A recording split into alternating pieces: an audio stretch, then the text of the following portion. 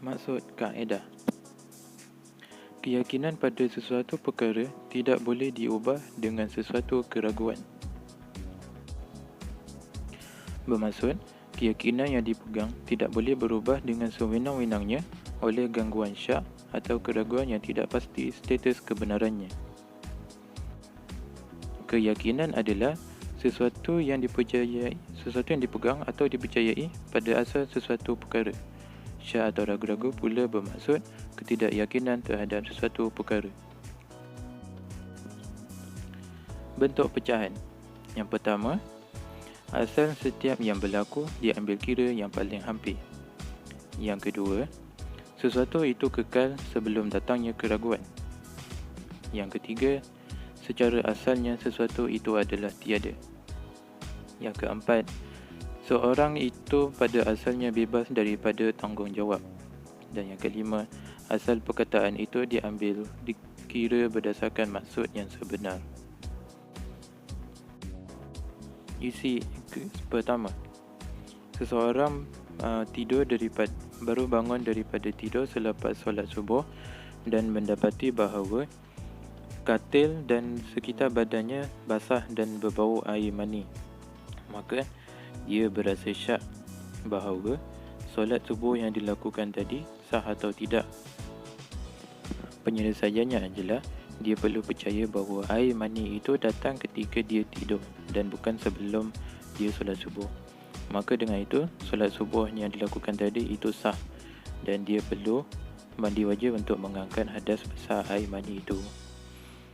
Isi kedua, seseorang itu baru saja membeli air yang viral dan dia yakin bahawa air itu halal untuk diminum. Dan ketika sedang bermain telefon sambil melihat social media, dia terlihat artikel yang mengatakan bahawa air itu terdapat hanya alkohol di dalamnya. Dan kemudian dia berasa syak bahawa air yang dibeli itu betul-betul ada alkohol atau tidak. Maka penyelesaiannya adalah dia perlu periksa bahawa artikel yang dia ternampak itu betul atau tak. Dan jika artikel itu betul, maka air yang dia beli itu perlu dibuang dan air yang dia terminum itu tidak dikira bersalah kerana dia tidak tahu air itu terdapatnya alkohol di dalamnya. Isi ketiga, ketika seseorang itu sedang solat, tiba-tiba dia merasa angin di sekitar punggungnya. Kemudian dia berasa syak bahawa angin itu keluar daripada punggungnya atau angin di sekelilingnya. Maka penyelesaiannya adalah dia perlu periksa sama ada terdapat bau atau dia merasai angin itu keluar daripada punggungnya. Dan jika dia bau dan betul angin itu keluar daripada punggungnya, maka dia perlu segera berhenti solat dan mengambil wuduk. Isi keempat,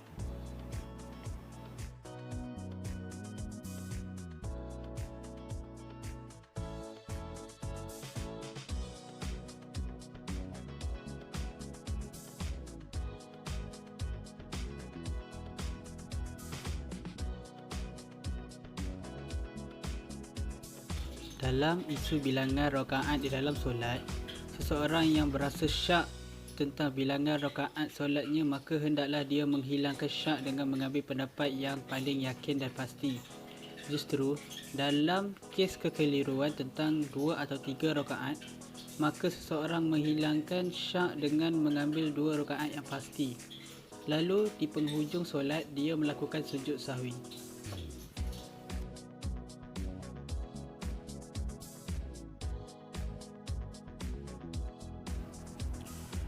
isi kelima,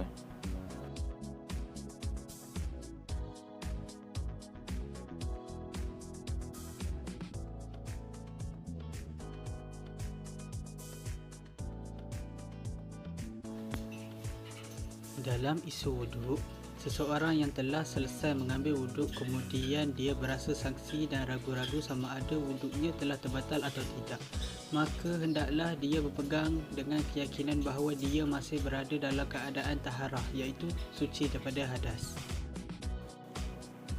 Kesimpulannya adalah Keraguan tidak disikikan semata-mata. Syak ini telah memberi pengetahuan kepada kita bahawa sesuatu perkara yang telah kita yakini keadaannya tidak akan diabaikan semata-mata timbul syak atau keraguan.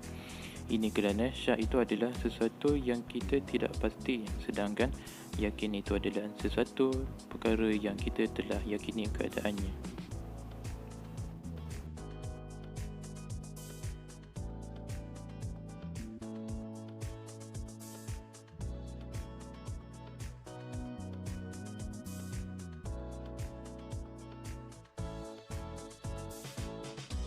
Sekian, terima kasih. Itu sahaja daripada kami, kumpulan 5.